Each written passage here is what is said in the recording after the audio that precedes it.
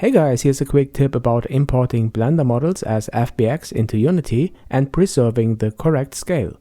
Here's my low poly project in Blender 2.79, and first I will show you the wrong way. I export this wooden lantern holder as FBX, choose File, Export FBX, the selected objects only, and I export it directly into my Unity project folder.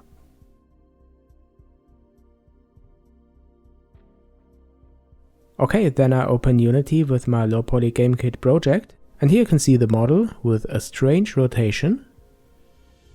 Then I attach the low poly material and drag it into the scene.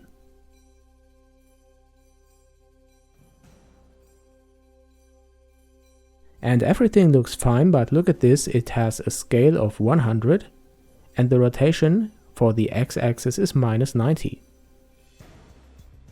And this is not what we want, so I go back to Blender and show you how to fix this. In the FBX export, I check the Apply Transform. It's experimental, but it works. There's still some bugs for deep object hierarchies, but for simple ones I didn't get any errors. You see here that the rotation is correct. Then I add the low poly material again, and in the scene it looks alright. And also in the inspector, when I select the object, you can see that the scale is set to 1 for all axes and the rotation has a value of 0.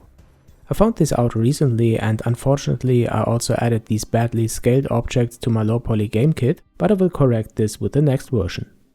So guys, that was a very short one. I hope you like it. And if you do, don't forget to subscribe to my channel and consider supporting me on my Patreon.